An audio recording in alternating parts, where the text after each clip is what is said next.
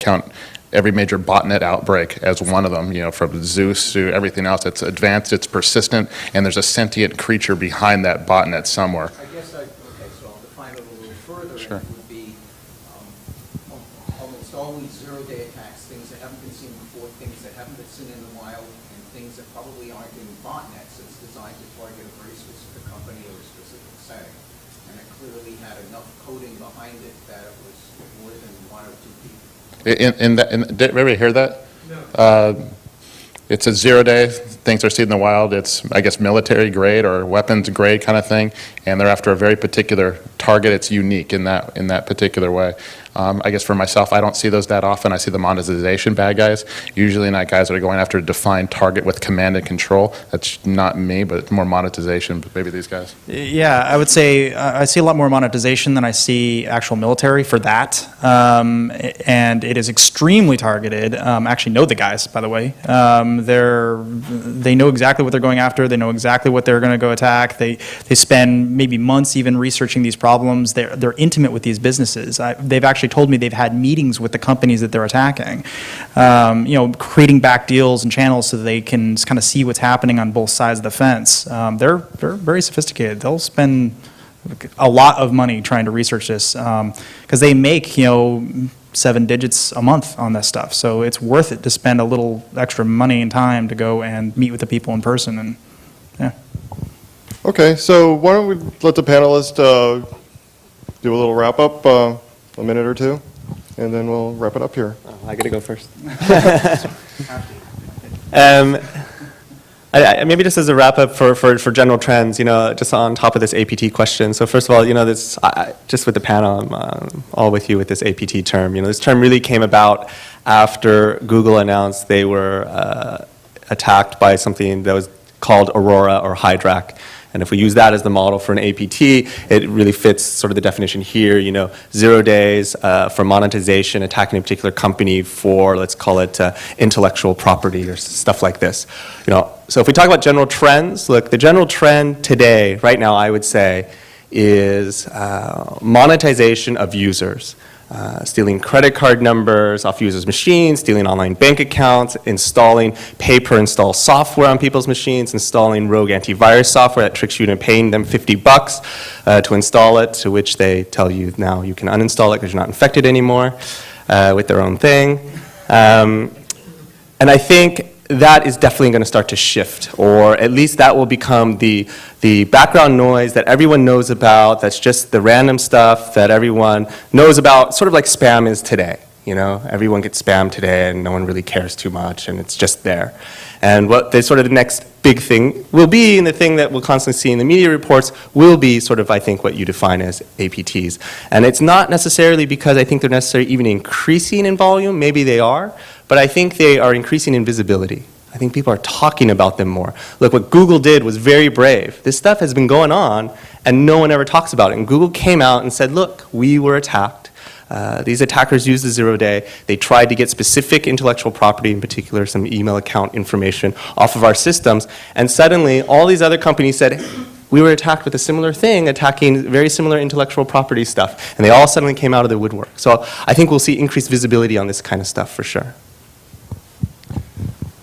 So I'm just going to try and wrap up on the whole panel. I thought it was really interesting this morning. There were some differences between what Cheng-Si and I were talking about, but I'm really more interested in the commonalities because both she and I have a vision of a future where people focus on positive security, verifying that there is actually security there rather than poking holes in things and trying to measure insecurity. And I believe that's a small movement that we're right at the beginning of, and that there will be a shift because it's very inefficient to do the negative poking style. And as the need for security goes forward, we're going to have to move to a more positive approach.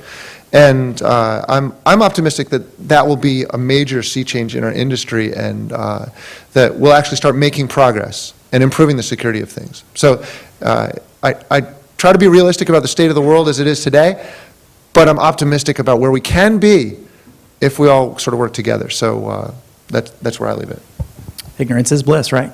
I'm just teasing. I'm just kidding. That's the end of the panel, All right, right? it's on. They didn't have beer, so I got to. So the only thing I hate trying to talk about the future. I'm just really bad at it. But so this morning I went and looked at datavelocitydb.org. I don't know how many guys actually check that site out ever. Yeah, a couple. Good. I hadn't looked at it in about a year, so I decided it's about time. So I went and looked at it, and I saw a pretty odd thing. It was really trending down. And like pretty significantly. If you go, you can just eyeball it. It's definitely on a downward trend. And this could mean all kinds of things. It could mean that it's being underreported. It could mean that people are freaked out and they don't want to report. It could mean that they're being attacked less. I have a feeling it's just that they're not talking about it. I don't think that people are getting attacked less. I don't think that things are getting lost and stolen less. I think that people are just talking about it less. And I think this goes back to a chilling effect across the industry. So I respectfully disagree that there's going to be more stuff in the news about this.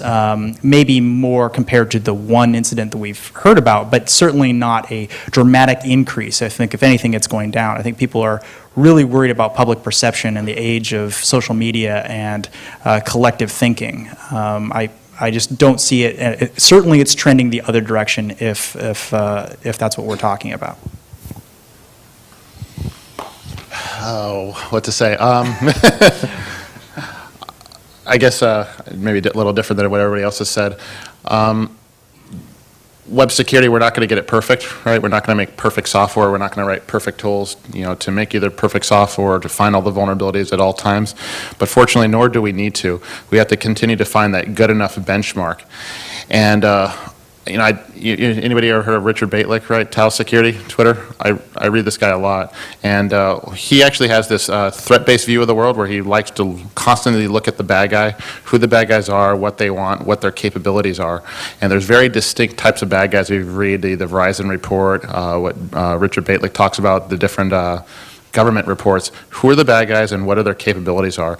And there's a very steady range. There is a big difference between the mass SQL injection botnet, mass SQL injection worm guys that are infecting your sites, and the other ones that are going to, let's say, Alberto Gonzalez SQL injection on Heartland, right? There's two distinct different MOs.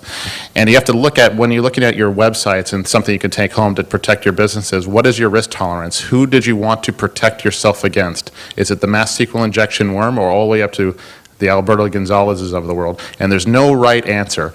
Pick one, follow their MO, and that's how you know what is secure enough for you, at least for today, and then it's an ongoing exercise.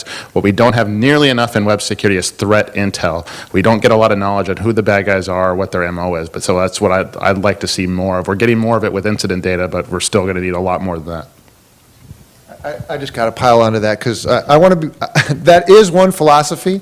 I have a different philosophy. I don't think that much about the threat-oriented view because, frankly, both the examples you said are SQL injection flaws, right? I believe the right place to focus and the leverage point, like you were talking about earlier, focus on those choke points. The choke point is having great security controls in place that defend against SQL injection, and then you don't care. So, right now I think most web apps are underwater with respect to the threat that people care about. Like, I care about both guys like Albert Gonzalez and also botnets. But not everybody does in every website. Maybe it's my bias, as I work on, mostly pretty critical applications, but, I think we're below the level of either threat. I'll give you an example. I'm sorry to carry on the discussion. I'll give you an example. So Zynga makes Farmville on Facebook, right? I think they generated revenue of $250 million last year, right? And their site is riddled with SQL injection. Is anybody going to tell me that was a bad business move? $250 million making a site riddled with SQL injection that makes little Facebook apps. Farmville. That's the thing. If they might have missed their window by making it secure the first time. That's the trade-off. So, in my world, I know it's late, but in my world, having great security controls means you rolled out Farmville faster and secure. That's. We almost have a Jerry Springer moment. Oh wait, he's an MMA guy. All right, well, thank you for being the panelists today, and thanks for attending, and party on.